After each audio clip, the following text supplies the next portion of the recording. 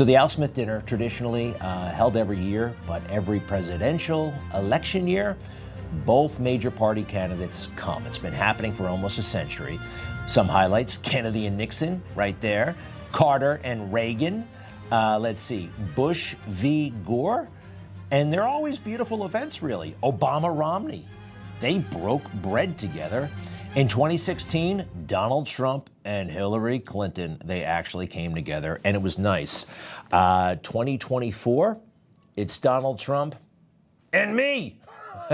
I was actually there last night. You know who didn't come? Kamala Harris. She didn't. And it was a disgrace that she was not there. I'll get to that in a moment, but first, President Trump was awesome. He is a big supporter of Newsmax and this show. After the speech, we talked for actually about 5-6 minutes, and he knows this show in detail. Introduced him to my brother. He knows my dad, of course, and there we are talking, and Speaker Johnson is off on the right there, and we just had a great time, and it was fascinating. So how do these things normally work? Both parties get together, and they tell some jokes at each other's expense and sometimes their own. Let's go back to Ronald Reagan and some other magnificent nights ever since. I must say, I have traveled the banquet circuit for many years. I've never quite understood the logistics of dinners like this and how the absence of one individual could cause three of us to not have seats. And as I looked out at all the white ties and tails this evening, I realized I haven't seen so many people so well dressed since I went to a come-as-you-are party in Kennebunkport. We just had some really good news out of Yugoslavia. I'm especially pleased that Mr. Milosevic has stepped down. It's one less polysyllabic name for me to remember. I think it is a tribute to American democracy that with 2 weeks left in a hard-fought election, the two of us could come together and sit down at the same dinner table without preconditions. We all know the press is really an independent, civic-minded, and nonpartisan group, like Acorn. I wasn't really sure if Hillary was going to be here tonight, because I guess you didn't send her invitation by email. Or maybe you did, and she just found out about it through the wonder of WikiLeaks. Because this is a friendly dinner for such a great cause, Donald, if at any time you don't like what I'm saying, feel free to stand up and shout wrong while I'm talking. All right, it's a great New York and a great American tradition, but the Democrats blew it all up. Kamala Harris would not come, right? So she put together a very cheesy video. It totally did not work. Although I learned a couple of things about her, some interesting and important things. We'll get to that in a moment. But first, since I was there, and all day long I see the highlights about what happened and what some people thought was funny at the event, let me show you what was really funny in my opinion, and a lot of these did not make the news. Let's go. The Catholic Church helping the poor, educating children, and supporting the vulnerable. But if you really wanted Vice President Harris to accept your invitation, I guess you should have told her the funds were going to bail out the looters and rioters in Minneapolis, and she would have been here, guaranteed she would have been here. Guaranteed. She would have been okay. She would have been okay with that. And it's funny because it's true, right? The best comedy is the truth.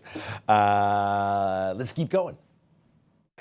But I must say I was shocked when I heard that Kamala was skipping the Al Smith dinner. I'd really hoped that she would come because we can't get enough of hearing her beautiful laugh. She laughs like crazy. We would recognize it any place in this room, and all polls are indicating I'm leading big with the Catholic vote, as I should be, But I don't think Kamala has given up yet. She hasn't. Instead of attending tonight, she's in Michigan receiving communion from Gretchen Whitmer.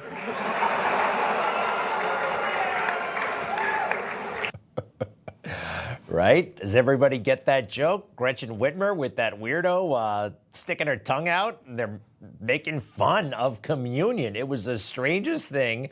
On the upside, it probably ended Gretchen Whitmer's career. All right. Next, please. Fact is, we need new leadership in this country. Right now, we have someone in the White House who can barely talk, barely put together two coherent sentences, who seems to have mental faculties of a child, it's said. There's a person that has nothing going, no intelligence whatsoever, but enough about Kamala Harris. Let's get on to something else. Ooh, good, good. You know, sometimes the room didn't, break out in uproarious laughter, but that's fine because half the room, actually more than half, a little bit Democrat. So the groans, you want them. You want some of them. Next, please. I don't know what's going to happen 3 weeks from now. It's going to be very interesting. It just started. It's actually, isn't it sort of exciting, right? It really, isn't it just exciting what's going on? It's a process. It's a rough process, too. Not so pretty, and yet sometimes very beautiful. So interesting. You know, not everything was a joke. He spoke seriously, and it's true. It's exciting. It was interesting for him to say it's exciting, because it's exciting for all of us, and he knows that, and it's rough, but it's also beautiful at times. Interesting, right? So the guy sitting right next to President Trump, yep, that's Chuck Schumer. And for most of the night, he was not happy. This is how he looked. Then again, he was chatting and smiling a little bit with President Trump. This was great. Chuck Schumer is here looking very glum. Doesn't he look glum? He looks glum. But look on the bright side, Chuck, considering how woke your party has become. If Kamala loses, you still have a chance to become the first woman president.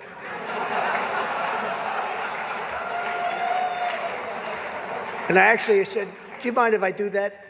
And he said, no, you got to do what you got to do. He's a pro. He's a professional. No, he's a good man, actually. I hate to say it. It was interesting. He would compliment his political enemies.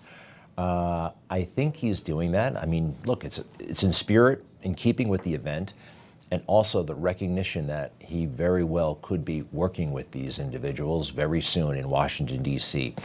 He's campaigning like a future president, right? It's very impressive, actually. Let's keep doing this. There's a group called White Dudes for Harris. Have you seen this? White Dudes for Harris. Anybody know? Are some of you here? White Dudes for Harris. Doesn't sound like it. But I'm not worried about them at all because their wives and their wives' lovers are all voting for me. Every one of those people is voting for me. I mean, masculinity, I'm sorry, is in short supply in that White Dudes for Harris situation. I know. Look, you're supposed to go a little bit too far at these things, at a roast. Ooh, this might, in keeping with going too far, let's listen to what he had to say about Doug Emhoff. A major issue in this race is child care, and Kamala has put forward a concept of a plan. A lot of people don't like it. The only piece of advice I would have for her in the event that she wins would be not to let her husband, Doug, anywhere near the nannies. Just keep him away. That's a nasty one. That's nasty. But it's true.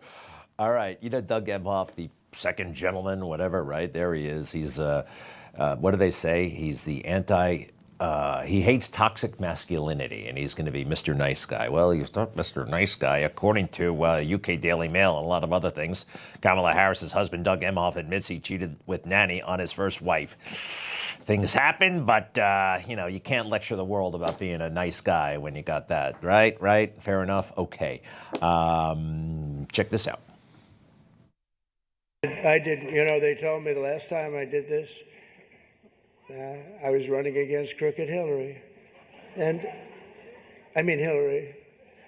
No, I was running against crooked Hillary, and I did it. And I thought it was a roast. So I was told it's a roast. And I had the meanest guy you've ever seen write stuff up. And man, was the room angry. Even the Cardinal remembers. I went overboard. Don't you agree, Cardinal? It was like terrible.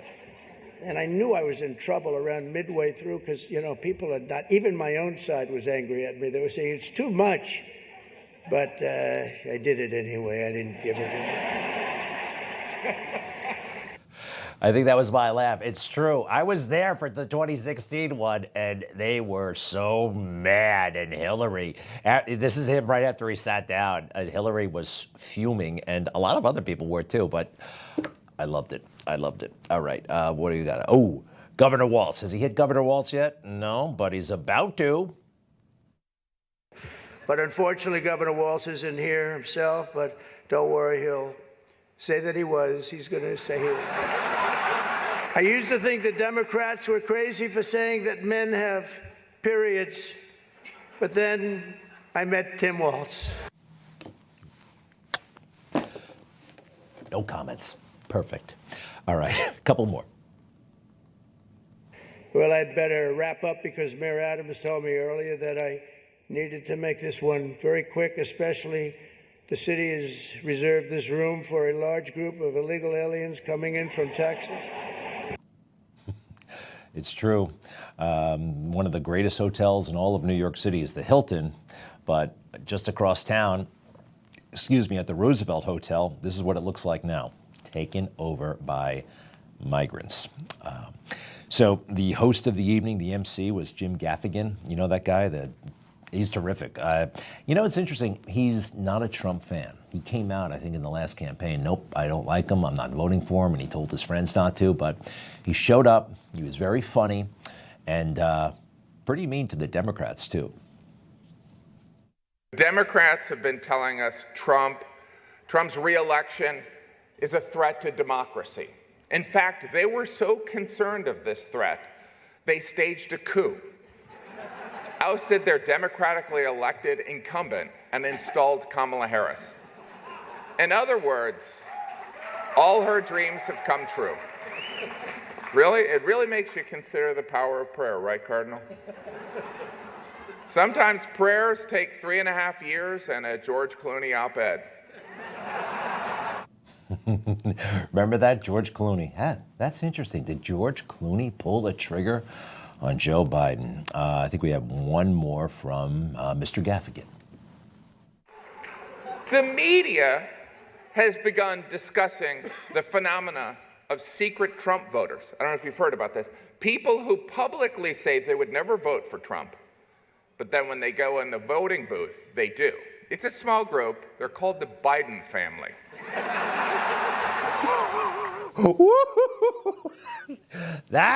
I forgot about that one. All right, so it was fantastic. Now, Kamala Harris doesn't show up. In fact, she wasn't even going to do the video, but they realized, oh, this is really looking bad for us, so they put together something. I learned a couple of things. Number one, not funny, insensitive, and a little bit anti-Catholic, anti-Christian. Take a look. The Al Smith dinner provides a rare opportunity to set aside partisanship. Oh, sorry. Hey, what's going on? Who was that? Oh, sorry, Mary Catherine Elliott. Mary Catherine Elliott. It's so nice to meet you. Very nice to meet you, Mary Catherine. Right now I'm trying to record my speech for tonight's dinner. Oh, yeah, I know. I just want to say that I'm a Catholic, and tonight is one of the biggest dinners next to the Last Supper. Not cool. Not funny. Not working either. But there's something going on here. I'll get to it after this. Is there anything that you think that maybe I shouldn't bring up tonight? Well, don't lie. Thou shalt not bear false witness to thy neighbor. Indeed, especially thy neighbor's election results. Just so you know, there will be a fact checker there tonight. Oh, that's great. Who? Jesus. And maybe don't say anything negative about Catholics. I would never do that, no matter where I was. That would be like criticizing Detroit in Detroit. Now, I must admit, I smiled with that one. That joke, it made me smile a little bit, right? I mean, but the rest of it, the Detroit part, the other part I didn't like. But if we take her full, what I realized about Kamala, it was a lame script, but she delivered it very, very well. I guess I never really gave her credit for that before. She's good at delivering a script.